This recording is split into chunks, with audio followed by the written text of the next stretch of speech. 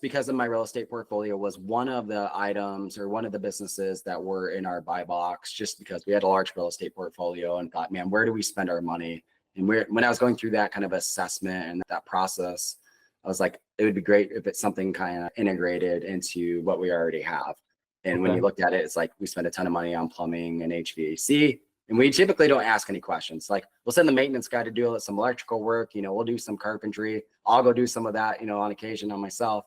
But the HVAC and the plumbing, like, you just don't touch it. And so I thought, man, there's probably an opportunity there, because most people are probably similar to me in that fashion, that they'll just call.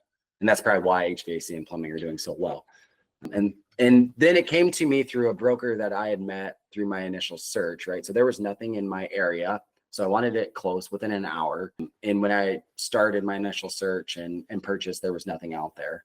But a broker came back to me through a relationship that I made in my initial search with this deal. Deal looked really good. It was doing about $3.5 million a year. It was doing, I think, like 740 in EBITDA. So the margins were really good.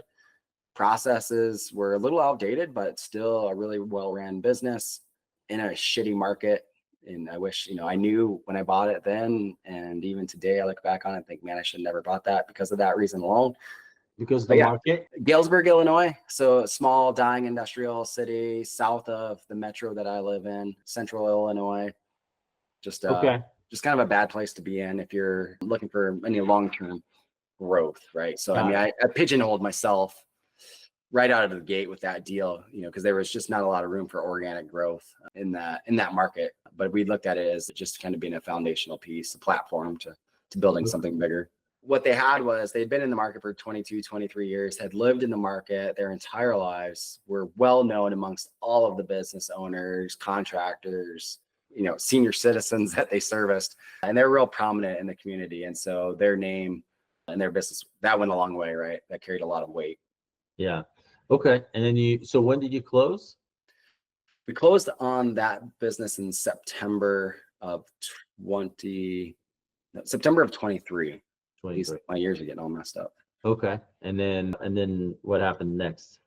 So the first few months weren't bad.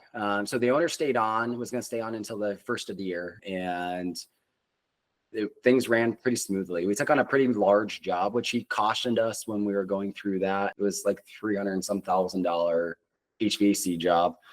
But he kind of guided us through that and prepared us for that. But that had a huge impact on cash flow. So it was a little touch and go until we got paid from that. But overall, I would say things were great. Nobody left. He was running the business for the most part.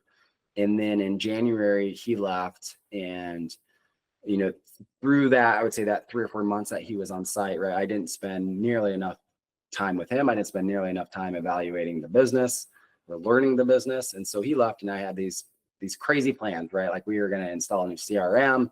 We were going to change the way that we did everything. We're going to modernize and get professional marketing and do all those things that we should do over a long period of time. I tried to do it all at once.